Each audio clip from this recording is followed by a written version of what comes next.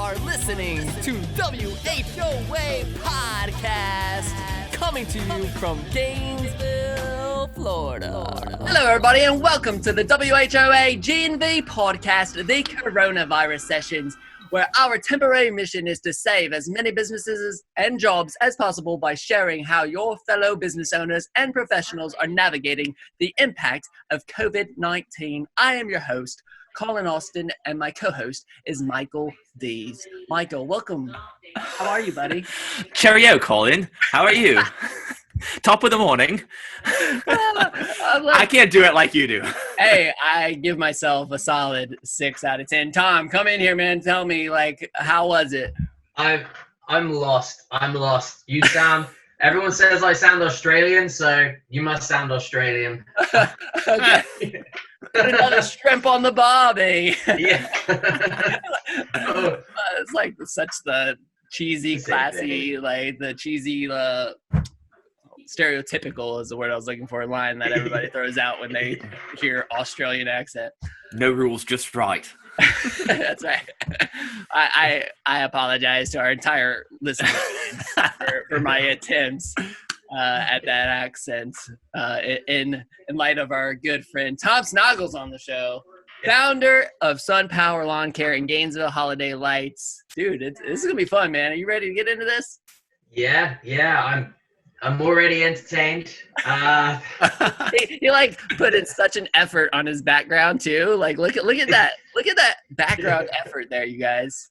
Yeah, I'm in a storage room, so I had to pretty it up somehow. I've been relegated to hidden away in the corner of our office building. So I love it, man. I love it. Well, before we get into the show, guys, we have some sponsors we need to thank. Michael, why don't you start us off, bro? That's right. Once again, we have Gainesville native Matt Houchins of Houchins Consulting. Matt is an SEO genius, working with brands on local and national level. And if you search right now, scooters in Gainesville, Collin, who do you think is the first one that comes up? Sure hope it's us. It better be us, right? New Scooters Select Small. Matt, being an SEO genius that he can, will make sure that you show up in those search engines when people search for your product or service. If you mention the WOGNV podcast, Matt will hook you up with a free Google My Business audit and update. You can connect with him at 352-562-0310 or at gnvseo.com. Matt will hook you up and make sure you appear in all those searches on Google. Yeah, baby. Matt's a genius. He's been sponsoring a lot of these coronavirus sessions. Super appreciative. Yeah, Matt's the man. And we also have to thank The Best Restoration. You guys, whether you have one home or have several rental properties, one call to The Best Restoration can take care of all of your cleanup needs, eliminating the time and hassle that comes with hiring multiple vendors. The Best Restoration offers convenience, baby. Their reputation and customer service are excellent, so you can trust them to take care of your biggest investments.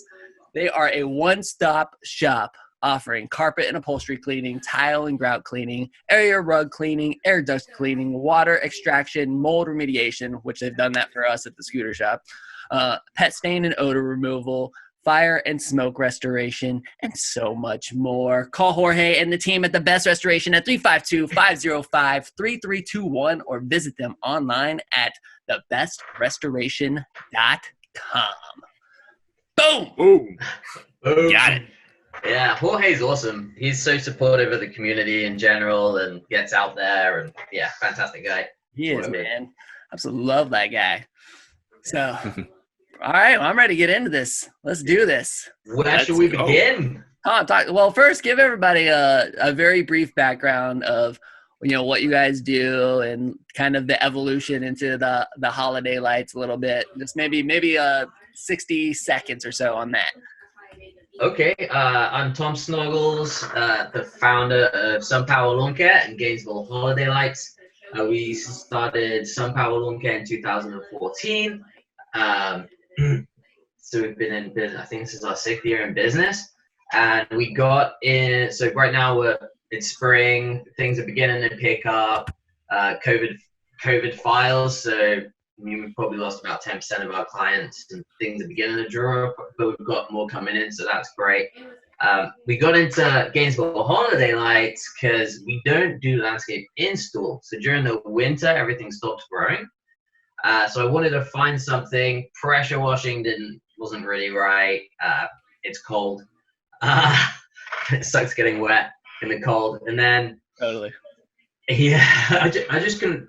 I was just trying to find something that would work. And Christmas lights is super fun.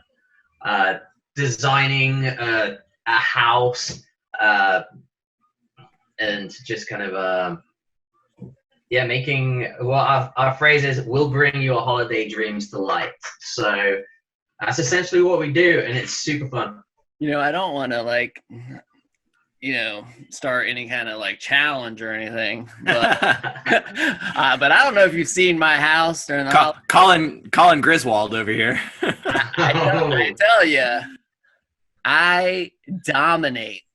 I mean, if I started a competitive business to you, I'm sorry, man. I'm I'm just kidding. But no, competition's good. I'm the guy who keeps all the stuff from last year, but then I go to the store and I buy the big new blow up unicorn and add that to the front lawn. And I mean, we won the holiday competition over here in Millhopper, baby. I'm telling you. Yeah. Unicorns are real. I spent $600 to win a $25 gift card in my neighborhood, and it was worth it. That's the way to do it. You get all the blow-ups in January or even the end of December for half price, and they're not that expensive. Yeah, I did not do that. I bought them right after Thanksgiving when everybody else paid 5 times the price that I should have. I don't know. You say that's fun. I'm just imagining running the electricity and you get the light strands and one light goes out, they all go out. I don't know. I enjoy going to see them. I don't know that I could enjoy working on them and setting up that kind of stuff. Actually, I had more fun making the TikTok than anything because I did the hand grenade, the Call of Duty hand grenade TikTok where you throw the ornament onto the lawn and it goes and then it turns into the decorated house. It's more of content for me. The only thing I can tell you is that I almost stopped doing it altogether. And this is a plug for businesses like yours because I fell off the roof once and hurt myself. The ladder. Yeah. You know the step on the ladder that you're not supposed to step on? I stepped on that one and the whole ladder went out from underneath me and I fell to the ground. I don't know how tall that is. Did you bounce? What? Did you bounce? Did I bounce? No, I hit a concrete trim around my landscaping and hit me right in the middle of the back. It hurt. So yeah, that's where workers' comp is really important. Yes, it is. Anyway, I didn't mean to go all the way down that rabbit hole, but it is a cool business concept. That's a great way to kind of offset, like you said, the summertime when things are super busy and with grass growing because definitely grows fast in Florida. That's for dang sure. Yeah. I don't want to fire my guys. I don't want to, seasonal employees. They're great. I don't want to say, hey, sorry, just you got to find something else. I want to keep them all year round. Yeah, and that helps with training as well. In the long run, saves costs on that. So, yeah, that's good. I mean, we struggle with that too. I mean, how many, Mike? We always say we could use 30 people in the month of August, but then the rest of the year, right now we have 11. Right? It's usually enough the rest of the year. It's just that 1 month where we just really have that seasonal rush for us where we really need the help. So we definitely struggle with the seasonality of things. But and I know other companies I know Jorge does, and then I don't know if Student Made still do the turn, but they train tons of people, have a room full of 20 to 30 people, train them all in one go, and then they work solid for 2-3 weeks, and then after that, done, back to normal. Yeah. That's seasonal business for you, especially in a college town, right? Yeah. Right. So like, let's dive into this coronavirus stuff a little bit, because that's really our main that's our primary reason why we're, doing these little daily sessions. I know you had said that you had lost some clients, it sounded like, but you gained some new ones, so that's good. Why don't you just walk us back to several weeks ago and all this really started to unfold? What were some of the conversations you were having with your team, and just kind of what were the initial steps you were taking when this thing happened?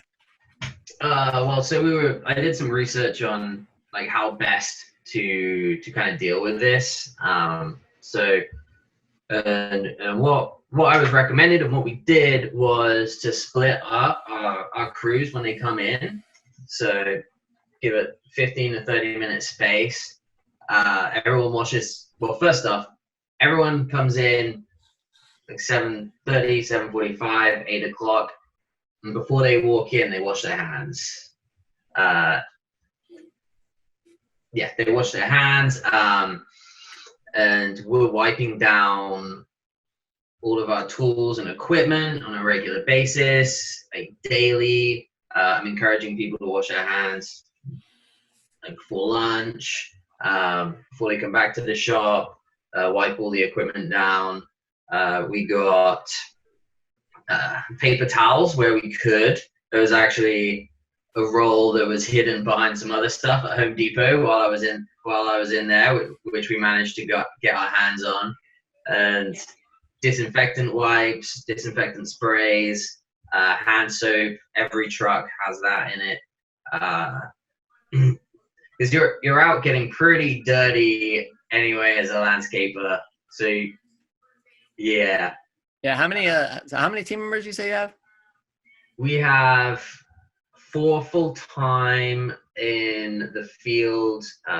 We'll probably have 5 by the end of the summer, maybe 6. And then 1 full-time in the office picking up the phones, and then me full-time, well, over full-time, you know how it is. Yeah, of course. So, I mean,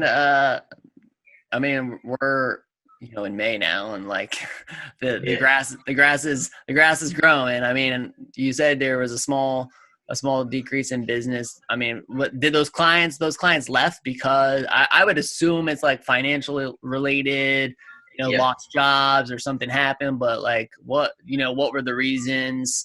Can you kind of walk us through that a little bit? Yeah, well, one's a restaurant, so they're, bars down across their entrance, not open. Others are like they lost their job, so we had a hairdresser who canceled service. We do have another hairdresser who uses us, but he's kept service. Rental apartments, we had a few of those cancel last week because their tenants can't pay rent. So they're gonna let things go a little bit. Just it's better to let the grass grow a bit longer, I guess, than not be able to make your mortgage payment. Yeah. What's your percentage of like commercial stuff to residential stuff? Are you like? We have about 10% commercial. We predominantly aim for residential. Yeah. So, I mean, I would assume that hasn't been affected too much, because I mean, like, from a standpoint of like, you're not really, you can go and cut people's grass without having to really interact with the customers or be within 6 feet of them, right? And yep, you probably have them on a rotation anyway. So, I mean, yeah, you look at that as being like a really good thing, Yes. Yeah. Oh yeah, we're super lucky. We're also seen as essential. I know people who can't put makeup on their clients' faces because they lose all their book of business. Event facilities, they have nothing going on. Just any kind of eventing people in restaurants. We're lucky we're not in that industry. Yeah. So, and with the holiday lights, I don't know if you saw this article, but there was like these articles coming out that people were like putting up holiday lights right now because like as a sign of like hope and like all this kind of stuff. And I'm like, oh man, I just took mine down like a month ago. Like, how did I lose out on this? I mean, have you guys done any holiday lights during the middle of the summer or spring? I mean, we did. Some people do it. Well, no, we didn't have anyone do it, but we did it ourselves. I went for red, white, and blue, like the cool white, which is a bit more of a bright white with more of a blue tint to the white instead of a yellow tint. The yellow tint's more kind of typically Christmas. So the red, white, and blue, we have it around our office, like outside right now. Well, it's on at night and then in the mornings. Then we've got our sign pole out front that we've wrapped mini lights that flash and twinkle that are red, white, and blue too. That's cool. So we did something. Can I how like people, you've heard the term Zoom bombing, where you'll be doing a Zoom meeting and somebody just like shows up and they bomb the meeting, right? Can I light bomb somebody's house? Like if I just paid you to go and just decorate Michael's house without him knowing, like that would be cool. Is that allowed, or would that be like getting into trouble kind of? We can find out. Just try it once. Just try it. Yeah. Better to ask for forgiveness than permission. Yeah, I live by that philosophy. Yeah, you never do anything if you didn't. You'd be stagnant the whole time. You always have to ask for permission. You have my permission. If you want to come decorate my apartment here with any kind of lights, and you can go for it. Yeah, man. I know that there's a bunch of people like Collin that are just sitting around as they're in this remote life, and they're like, noticing the dust on the wall that hasn't been there for a while, or noticing the tree that needs to be removed, or all the landscaping that can be done. Like, if you're not getting more business, I gotta imagine at least the customers, potential customers, are sitting there at home drawing up plans and wanting quotes or something, that jobs that they want to get done as soon as things lift up here a little bit. Have you seen any of that, or do you expect any kind of immediate rise as things continue to open? Yeah. From what I've heard and other business owners I've talked to, it's kind of everything that's going on has just delayed when typical things would start by a couple of months. Typically, not for the scooter industry. I don't even know how you're dealing with for that. us too, because I mean, now we're hearing that like UF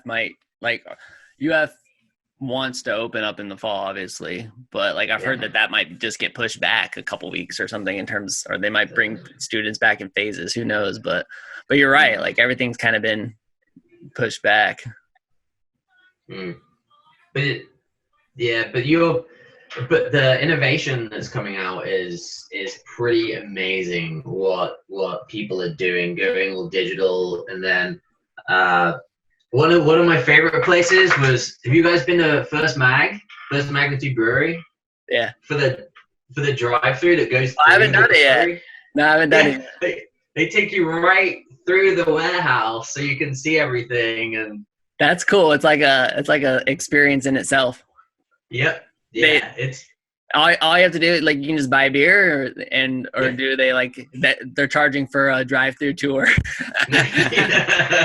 $5 dinner. Let's go. Well, they usually do free tours. Anyway, but it's drive-through beer. That's cool. They give you a whatever.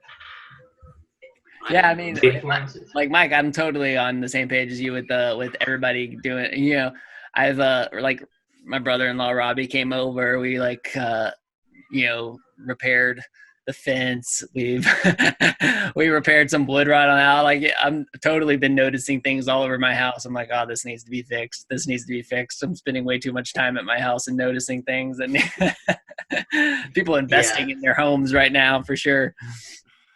Yep. Yeah, we have noticed that a little bit, but people are kind of being wary and cautious just about where they do spend their funds. So,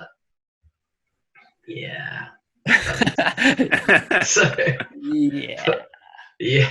But we've got, because we're not super slammed, we're spending a lot of time prepping, just getting everything cleaning everything, making things efficient on the back end. So when we do get busy, it's simple. When the guys are changing blades on the mowers, they've the tools right next to where they need it. When they're greasing up wheels, the grease gun's right there, so it takes them 10 seconds to get it instead of who used it last, where is it? So you can save in the long run by creating those minute efficiencies. Right. Here and there. What about for you from like the owner standpoint, expenses, that kind of thing? I mean, like, have you been affected there with any of the loss, and did you like apply for the PPP stuff, and were you successful in getting it? Yeah, we did apply for the PPP, and we did get it like a few days ago. What day is it? Yeah, a few days ago. That's good. Yeah. So that's helped. So we're giving our guys like 40 hours every week, where because people have canceled, we'd give them maybe 30, so we can still keep them busy. But it's not just go home and get paid. It's let's work on things and make things just so streamlined, efficient, clean everything. Just improve what we have. So then, when they're busy and they don't have time to do that. Yeah. No, I mean, I'm totally on the same page. I mean, Mike, how many times have you heard me say, I'm like, this is a great lifeline. It's great to have this, this PPP, money to help cover a lot of these expenses, because obviously income for a lot of companies has just, plummeted, including ours. And so, but now it's like, now that you have that lifeline, it's like, okay, how do we adapt, pivot to, really capitalize, on the very near future. What if this thing's, we always talk about the crystal ball and the unknowns and not really knowing, I think what you said about our scooter business is spot on. It's like we don't know if there's going to be school in August. Right. Yeah. So I'm like, I have to play out the, what if there is no school in August scenario, and make sure that we're prepared for that. And this PP, this PPP loan, grant, forgiveness loan, whatever you want to call it, like, has given us that opportunity to kind of, focus on that and come up with new revenue streams. And dude, I messaged Mike the other day. I'm like, dude, I'm pumped. I sold $300 of parts on eBay. Last time I did that, I mean, it was like in 24 hours. I'm like, I haven't sold stuff on eBay since 04. 16 years. Yeah. I mean, that was what we were doing hardcore in the beginning days of this company.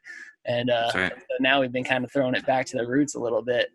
It's kind of rekindled that fire a little bit too for those old school things, I don't know. I just love the hustle of eBay and that kind of stuff too. But so the thing with everything that's happened with COVID is, for us, I felt it's given us more time instead of kind of running around to try to get everything done. It's given us more time to kind of stand back, see what we need to really focus on. I always try to find the positive in things. If you had to give yourself like a letter grade or something on how you've used that time, I'm just curious if you'd be transparent. Maybe you've nailed it, but I feel like we always want that time, or we have all these projects that we put on the back burner for what we would do if we had the time, and now we have this benefit, the opportunity of time, and some people are killing it. They're getting all the stuff off the list that they always wanted to do and never had time to do, and some people, I feel are not making as great use of it. And I struggle to know, I'm curious how Tom, you think you're doing, Collin, how do you think we've done? I would say maybe we're a B- on how we've used our time. Really? Yeah. And it's not B- because I'm I mean, like, this is important for me to know because I'm straight up an A over here in my world. Yeah. Well, no, I just mean global. Like, there's so many things. So, Tom, I'll ask you. Like, do you feel like you've nailed it? Is there still more that you want to get done? Yeah. There's always more that I want to get done, but I feel like we've done a really good job.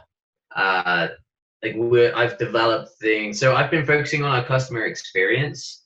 Like this time of year, usually we're running around like headless chickens. All right, this motor broke. Let's get a part. Let's fix it. So that our clients never see anything but a nice smooth water and don't see the turbulence underneath. And because we're not just crazy busy, I've been able to focus on the customer experience, which will then benefit us in the long run. Improve referrals from our clientele. It boosts us so we have more fans in general. On the social media side, I've definitely sucked. We did do a promotion giving away a TV when COVID started like going out, which I actually won from a chamber event. But yeah, on the social media side, we could definitely do better. But if I didn't have to think about that, I think we've done great. Like we've developed a new client packet that's going out to all of our current clients, and we'll go out to all of our new clients. We're working on a referral program now. I've done a lot more training. Yeah, instead of running around trying to put out fires, I've actually worked on making sure those fires don't happen.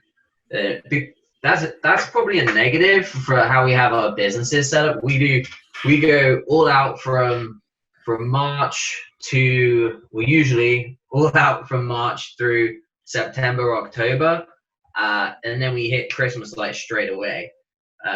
And then we don't really have a break until the end of January. Well, 2 weeks at Christmas, always have that off. So only have February and half of March to develop other things. So, yeah. Oh, Tom, I mean, did you ever really give yourself a grade? A grade? What's the grade, Tom? Don't avoid the question. Yeah, that's very political-esque. I'd say if I had to grade myself, I always give myself an A, but no. I'd say a B. Really, the social media side brings us down. There's so much I want to get done on video, just putting basic videos together, explaining our different services, frequently asked questions, how to do certain things in the lawn and landscape arena. Everything takes time. If I was hard on myself, because I want to do all of these things, I give myself a C, but can't always be hard on yourself. So, B plus. All right, so Mike, do you want my answer now? Yeah, I'll take yours. I'm interested. Interestingly, on the social media side, I'm gonna give me a B plus, and only because Tom brought up the social media side, and like me being a social media guy, I've really done a poor job of New Scooters for Less's social media, even though it's not technically like all on my shoulders. It's kind of fallen off the track a little bit. We haven't put out as much content for New Scooters for Less as I would have liked during this time. But with all that said, we've taken really good advantage of the time that we've had. The first thing that we did was a storage pivot, right? Like immediately we started scooter storage, and I think we've had one of our best years with scooter storage. And a lot of that has come down to the execution of the newsletters and getting information out to customers. We're still bringing in storage now, and I would be surprised, Mike, like we need to go back and look net, but I've kind of done some net comparisons, and given the fact that we did not rent the additional storage space, I think we've done better this year than on revenue wise than almost any year we've ever done. So I don't know. I'd have to like dive into that a little bit more, but I know it's close. The other thing, daily podcast pivot. I was really like, man, I miss the studio so much. How do we really like provide this value to not only the local businesses, but to sponsors and to our audience more, like how do we provide that? And the daily pivot on the podcast has been awesome. Then we made the e-signature pivot with the scooter dealership. All e-signatures, buy a scooter, sign all your paperwork electronically. We'll deliver it to you. You never have to step foot in the showroom. Now we just come finish the consignment program pivot, looking long-term, thinking that the supply chain could be affected. We're not going to have as much inventory. So like being able to do consignment, like we're like literally finishing up that paperwork now. The eBay revenue, and then of course going after the funding from the government and contacting all vendors and negotiating deferments and like, really just building up cash flow. Because like this is the time when this kind of stuff happens, it's all about cash. Get as much cash, hoard as much cash as possible. And I look at this huge list of stuff, these pivots that we've accomplished. We've done that in 8 weeks. That's a lot. That's awesome. We've done a lot in a short period of time. And so I don't know. I'm proud of my team. I'm amped about everything that we've done. I mean, Mike, hold on. Don't make it seem like I'm not proud. Mike has obviously been on vacation the last 8 weeks, and make me out to be the bad guy. No, so where I'm coming from is, he's a B-. He needs to step it up now. That little. I didn't say I'm a B-. So the way I look at it is like, I mean, I think as business leaders, we all know there's no such thing as a 40-hour work week for us, right?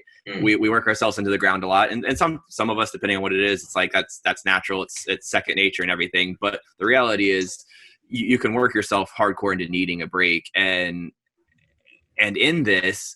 I think some business leaders, some people are getting a break that they've put off for a long time, even though a lot would argue that now is not the time to take that break. You got to be working on business now more than ever. So I think you've got that kind of phenomenon going against this other feeling where it's like, even though it's not going to happen this way, if the light switches on tomorrow and suddenly we're in the post-COVID world and everything is back to normal, right? Will you look back on the time that you had and feel like you used it to the best of its ability, or will you be sorry that you didn't? And I think that those two ideas kind of play against each other. You want to be as efficient as possible. You want to make sure the equipment is up to date and all the stuff that you haven't done is lubricated and it's ready. So as soon as things get busy, that it's ready to go and there's no setbacks and all your processes are locked down and everything. But I think for some people, and I'm not saying it was me, but for some people, they use it as an opportunity to take a break that they haven't given themselves in a long time. So that's why I ask, like, I think for me, like I'm motivated by regret. Like I don't want that light switch to go on and me sit here and feel like, man, I wish I would have taken better advantage of the time, Mm-hmm. What I find pretty interesting is what people are doing now to deal with the situation, and then how they're going to use that in their business in the future when this all dies down, whatever that is, and their businesses will be stronger than they were before. It's like the classic, right? Through a recession or whatever, it's the businesses that survive and get through it come out the other end stronger. Yeah, there's no doubt. Yeah. We've talked about that a couple of times. You're seeing businesses come up with new revenue streams right now. They're making these pivots, and these pivots are just going to stick when all this is done, and they're just going to add that revenue stream onto what they used to do. The businesses that survive will be so much stronger because of this, which is cool. I just hope that we can help more businesses survive, whether it's through the education of this podcast or just emotional support. Like I've been telling people, like, yo, you need somebody to talk to, like, let me know. We'll just get on a call and talk. And I've had some of those meetings too. Well, we got to wrap this up in a minute, but like, what's like one thing that you've learned, whether personally about yourself or your business, maybe you read more or something because of this, like self-investment, like what's one thing that you've learned or done for yourself, through this mess? I mean, like standing back and just kind of looking at everything, taking a breather. I can kind of see where I need to focus my time. It's get out of the weeds, right? That's the term. Once you stand back and can take a look, you can see where developing the business will benefit you and everyone within the business in the long run. Yeah, I think that's my takeaway. Focus on positives, and definitely when things are going bad, reach out to other business owners and see how you can help, see what you can do, see if there's anything. Yeah, just offering support. Cool. It's good stuff. Yeah. Mike, have you learned anything through all this? Yeah, well, there's one thing I'm curious with your buying scooter program. Did you do that before? Are you gonna be doing that more? Is this the consignment program? Yeah. Yeah, we've like never really done anything like that. Normally we would do a buyback. Like we've had a buyback program. So if you buy a scooter from us and then you graduate 4 years later, we've always told those customers, like, give us the opportunity to buy it back first. But now, because we're in such a place where we need to hold on to our cash, I've been very hesitant to even spend, any money on used scooters.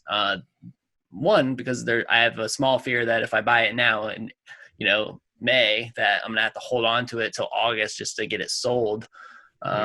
Whereas a consignment program is going to allow us to get the inventory without having to put the money up front and then still get the customer, their cut, and we still get our cut. And I think it's a good opportunity because we've put tons of new units on the road over the last 4 years. But my main thought process was really, one, inventory. We do floor inventory like a car dealership does, and the interest starts to build on that, and like that interest expense has gotten heavy over the years. And I'm like, man, we don't need to have $700,000 of new inventory anymore. Like, wow. Like let's keep this down and keep this interest expense low. And this is a great way of doing it because we're not paying for the inventory, and there's plenty of used markets. Plus, we've seen in the maybe it's a signal of some of the times, but we've had, how many requests, Mike, have we had for used units over new ones in the last 12 months?